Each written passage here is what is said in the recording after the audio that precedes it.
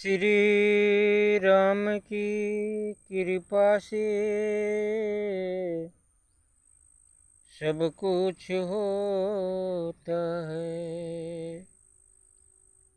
भजन करो भैया राम की, दुआएं सुनेंगे आपकी। श्री राम के कृपा से सब काम हो रहा है।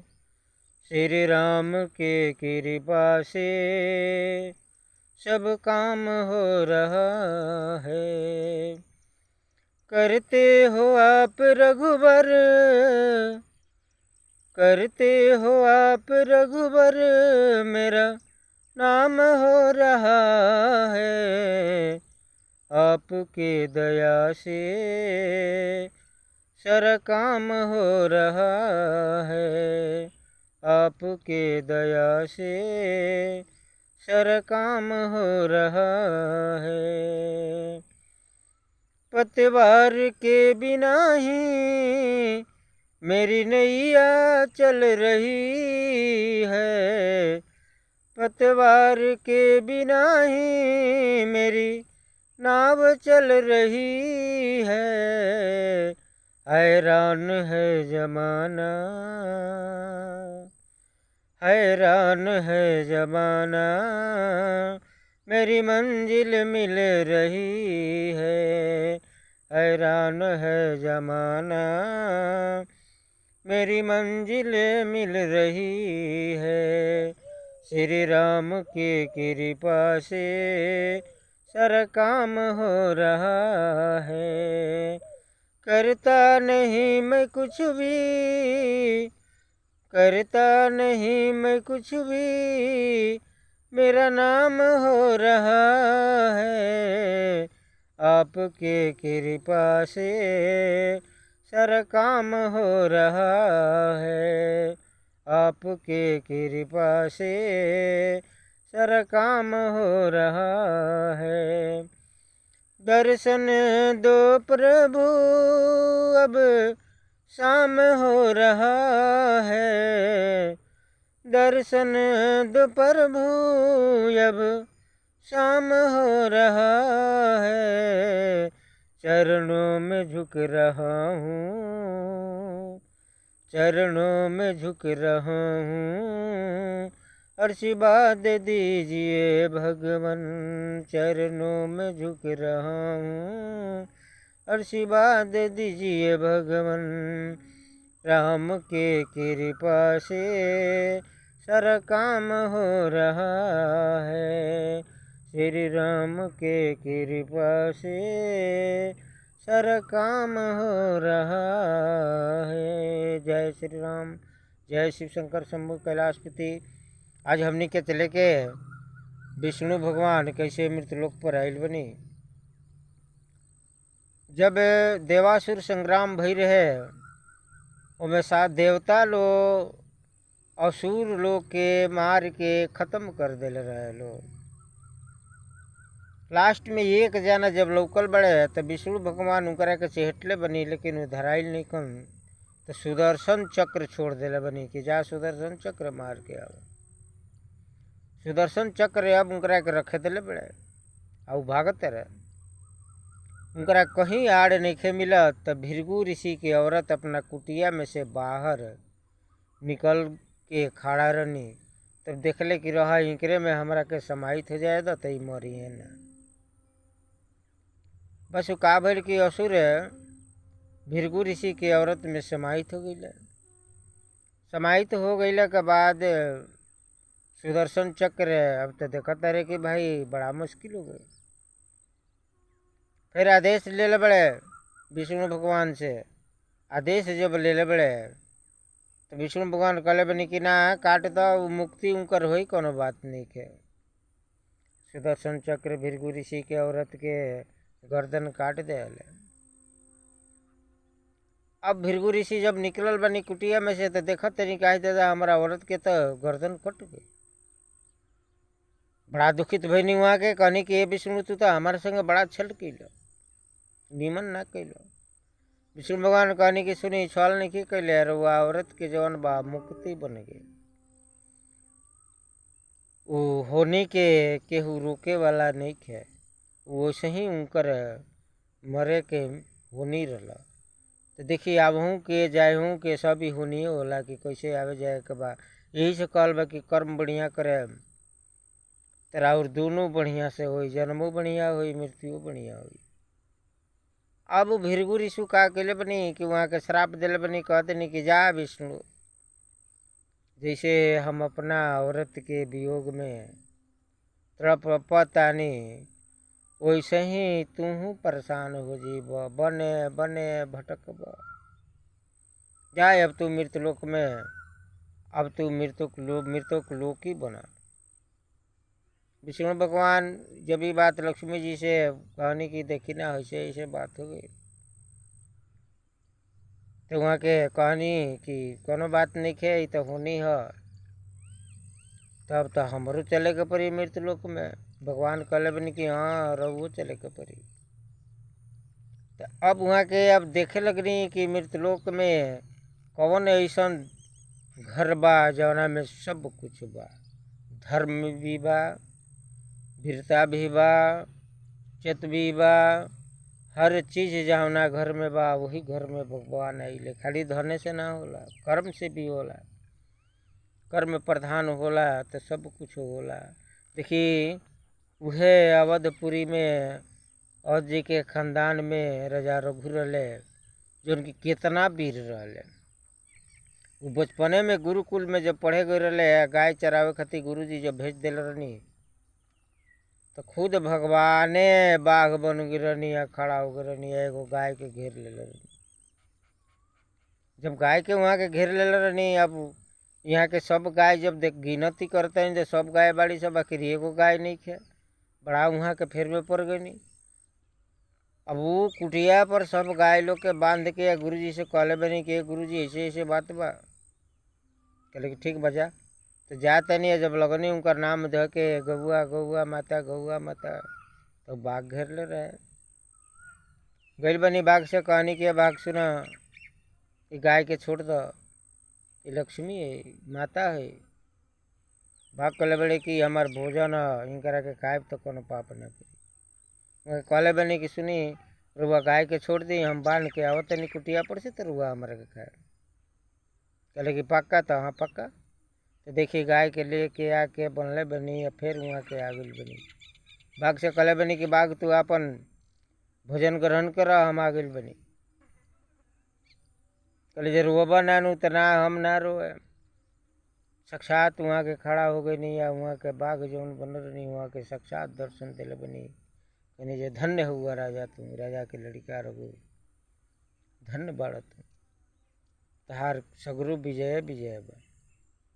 अब वही राजा रघु एक बार अपना राज्य से दूसरा राज्य में जाते रहे, तो अपना रानी लोग से कह के गए रहे कि रानी लोग सुनो लोगिन, हम 1 महीना के बाद है तो लोगिन अपन सब काम फिट करिए। तो रानी लोग कहले बा कि हमारे का जन रहुए लेखा चेहरा बना के केहू दोसर के हमनी के लगे आ जाई, तो हमनी के शरीर जवन बा भंग हो जाई, रहुआ कोनो उपाय बता के जाई। तो देखिए वह काठ के कुर्सी कहले बनी, वहाँ के काठ के कुर्सी बा, ये आंगन में रख दी लोगिन, इन्हें पर एगो चादर बिछा दी लोगिन, हमारा लेखा जे भी आई चाहे हम ही आई, स्नान करा दिए लोगिन, कपड़ा दे दिए लोगिन, चली हो जी पे पहन के बदल बैठी वो कुर्सी पर। तो ये कुर्सिया पर जब बैठी हैं तो अगर जो सत्य हुई वो सत्य उनका चेहरा आ जाए, रोल उनके लगे चिंता मत करिए। चल गए राजा। वही बीच में रावण है अपना माता किसी से कहले बड़े कि माता हम जाते नहीं भ्रमण करे खातिर। आई भ्रमण करे खातिर जब रावण जब चलल बड़े, तो रास्ता में अग्नि महाराज के लड़की तपस्या करते रही विष्णु भगवान से बियाह करे खातिर। तब तक ले देखले बड़े ऊपरे से कि बड़ा बढ़िया सुंदरी तपस्या कर रहा बड़ी, बहुत उतर गए कहते रहे कि ना ये सुंदरी सुना, तो के करा से के विवाह करे खातिर चाहे का मांगे खातिर तू तपस्या करत रू। तो कहले बड़ी कि ए रावण सुना, हम तपस्या करतनी विष्णु भगवान से विवाह करे खातिर। तो कहते रहे कि सुनो उनकरे से का विवाह करबू, हमरे से विवाह कल, हम तो तीनों लोग के राजा बनी, हमार नाम रावण है, हमार राज लंका है। कहतरी जे ना रावण ये हमरा से नहीं हो सकत, तो दानवी प्रवृत्ति के बड़ा तारा सब कुछ बा, ऐसे कोनो हमारा बस नहीं कि हम तारा से बिया न करे। तो पिछवा से झोटवा जब धैले बड़े न तो ये हाथवा मरले बड़ी बसारा के सुआ कट गइल बा। कहते हे रावण सुना, तेरा मौत के कारण एक बार हम ही होके। तो रावण चिंता में पड़ गए बड़े, वो अग्नि के पुकार करके वही जर के बस में गए बड़े। फिर रावण अपन रथ उड़ौले बड़े पुष्प विमान उड़ा के जब आगे जब जाते रहे अयोध्या के किनारे जब गइल बड़े तो उनका मन में छल बिल बा, फिर उतार दिले बड़े। उतार के पंडित के रूप धारण कर ले बड़े। पूछत फिरत रहे कि ये रघु राजा बाड़े कि नहीं कौन, तो लोग कहल ना राजा रघु तो नहीं कौन। वो 1 महीना खातिर गइल बड़े कहीं वही है, तो कहले कि अब तो मजे मजे बा हमरा, चलो। राजा रघु के भेष बना ले बड़े गइल बड़े। तो दरवान कहते रहे कि ये महाराज रुआ तो कलर नहीं कि हम 30वां दिन आए बार वो आ जाएगा नहीं, लेकिन बोलत नहीं कहनी कुछ। अब सीधे जा रहा बड़े। सीधे जब गइल बड़े आंगन में तो रानी लोग देख ले कि अरे ये तो महाराज कह के गोर नहीं है कि 1 महीना में आ भाई अभी आ गई। रानी लोग कहले कि ठीक बा आ गई तो कोनो बात नहीं है। कपड़ा उपड़ा खोली स्नान करी आई कपड़ा ली बदली आई आंगन में कुर्सी धरत नहीं हम आके बैठी है जी नर नाश्ता करे। रावण बड़ा खुशी से एकदम सोचले बड़े कि हाँ ये लोग के सत्य भंग कर दे। गइल बड़े स्नान के लिए बड़े कपड़ा दिले बड़ो बदल ले बड़े। आ कुर्सी पर जब बैठल बड़े आंगना में आके तो एकदम साक्षात जो रहले तो उन्हें हो गए 10 मुड़ी वाला बन गई बड़े। जब 10 मुड़ी जब रानी लो देखले भाई तो घबरा के बेहोश के गिर गई। जब गिरल बलो तो ले देखते रहे तो कहते रहे जैसे अब तो तालका मची बेटा पदे उड़ के भाग गई बड़े। जब राजा रघु जब आयल बानी तब तो ये लोग फिर में पड़ल बा कि भाई का जाने फिर हुए मत के। कहते लोग कि ठीक बा आ गई तब स्नान धाम करी। वहाँ कहते नहीं अरे महाराज हम ही हैं, हम ही रुआ लोग इनके पति हैं। तो कहते ले ना उसे कोनो मतलब नहीं है, हम नहीं क्या रुआ स्नान करी कुर्सी पर चल के बैठी स्नान के लिए बनी वहाँ के कपड़ा बदल ले बनी या कुर्सी पर बैठल बनी तो वहाँ के तरह अब कहीं राजा रघु। अब ये लोग कहते जी महाराज हमनी के बड़ा फेर में पड़ गए सो कहीं कि रुआ ऐसा चीज दे के गए रहनी जो हमनी के इज्जत तीनों रानी के बच गई न तो ना बची। राजा रघु कहते रहे अरे का बात है। अरे महाराज रघुए भेष में बना के आई रहे एगो आ जब वैसे ही स्नान करा के कुर्सी पर जब बैठौले बनी सन अब जब कुर्सी पर बैठल बड़े वो 10 गो मुड़ी हो गई। अब तो हमने के तीनों आदमी बेहोश हो गई सन अब उड़ के भाग गए। जो ये रावण हुआ ना देखी वही बड़ा सतवेदी राजा रघु जानत रहनी सतवेदी बाण चढ़ाव के धनुष बाण निकलले बनी कहले बनी के बाण जा लंका में चल जा रावण के बिना मरले मत ही है। बाण तो चल दिले बड़े लंका में चल गए बड़े घर घर घुस के देखते रहे कि रावण बाड़े कहाँ। तब तक ले जब पूजा घर में ही ढुकल बड़े तले मंदोदरी पूजा करे खातिर जा रहल बड़ी तले उन्हें से बाण निकलत रहे। कहली जी आह दादा आई कोनो बात हो गई बा हमारा पति के मारे खातिर बाण आइल बड़े बदल ले लिया तो वैसे गिर गई बड़ी बड़वा छाती पर हो गई बा इंकरा गिर गई बड़ी अब भगवान के नाम जपत रही। अब राजा रघु देखत रहे कि भाई काल के बाण छोड़ल अभी ले ना आइल बात का बात एगो पंडित जी के भेजल बड़े कि जा जल्दी पता करो। तले पंडित जी गइल बड़े तले देखत रहे कि आए दादा तो ऐसे ऐसे बात हो गई बा मंदोदरी रोवत रही। तब तक ले 2 दिन बीत गए पंडियो जी ना आइले तले फिर एगो दूसरा पंडित के भेजले बनी वहाँ के फिर वहाँ के आइल बनी तो देखत रही तो पंडित जी बैठ के रोवत रहे। अब मंदोदरी के हाथ में बाण बा सीना पर रखले बड़ी रोक के रखले बड़ी। अब कहते रही जे महाराज कैसो ये बाण के मुक्ति हमने उनके दिवा दी। अब फिर वो गइल बड़े राजा के लगे कहते रहे जे महाराज ऐसे बात हो गई बा। कहले राजा ठीक बा ये बाण कहीं भोजन चीज दे के कह दिया कि दबवा दिए न तो फिर कबो न कबो मार दी। तो वह मंदोदरी बाण जवन बा दीवाल में धके जुड़वा दिल बड़ी। वह जब भगवान रामचंद्र जी जब लंका में युद्ध जब कैले बनी रावण से युद्ध जब करते नहीं तो वह बजरंग बली पहुँचल बनी लंका में मंदोदरी से कहते मंदोदरी बाण कहाँ बा बताओ। मंदोदरी ने की बतावत बजरंग बली कहते रहे कि सुना ना बतेबू तो सारा लंका हम खत्म कर दे। एक बेर आई रही तनी से खाती तो देख लू नाश कर दे नहीं आपके पर हम ही सब नाश कर दे। तो काले बड़ी की हो जी बात, मरले बनी हुए पैर से दीवार के टूटल बड़े, बाण लेके गल बनी भगवान के लगे, भगवान के दिल बनी या भगवान मरले बनी हो जी रावण के वही बाण से मृत्यु भइल बा।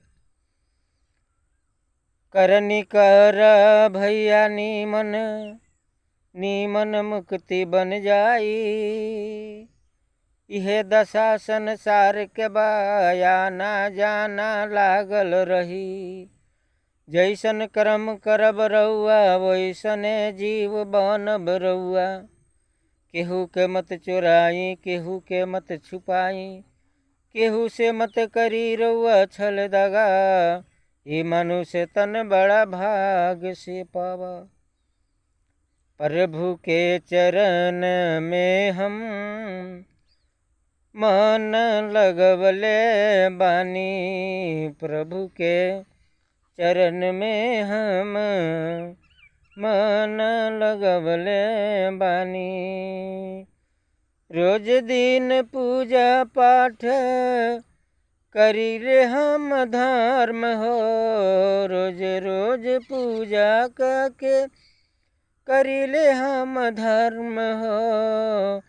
आपन मुक्ति खातिर चरण में आइल बानी, आपन मुक्ति खातिर शरण में आइल बानी। राम के भजन रउआ शंकर के भजन करी, राम के भजन रउआ शंकर के भजन करी। जैसन विनती करब वैसन फल मिली रउआ, जैसन विनती करब वैसन फल मिली रउआ। बड़ा हो भाग से मनुष्य तन पवले बानी, बड़ा हो भाग से मनुष्य तन पवले बानी। हे मनुष्य तन, हे मानुष जीव, रउआ बड़ा भाग से ऐसन सुंदर शरीर पौले बनी, ऐसन सुंदर दिमाग पौले बनी कि रउआ हर चीज कर सकतनी। तब रउआ दोसरा के फेर में काहे रहतनी कि हई ऐसन हो गइले, हव ऐसन हो गइले, हम ऐसे ही रह गनी। रउआ नीमन कर्म करेम तो रउओ नीमन हो जाए। सत्य ही धर्म है, असत्य अधर्म है। सत्य के मार्ग पर चली और सारा काम पूरा हुई। हर हर महादेव। माता गुरा पार्वती मैया की जय। जय हिंद, जय भारत, भारत माता की जय।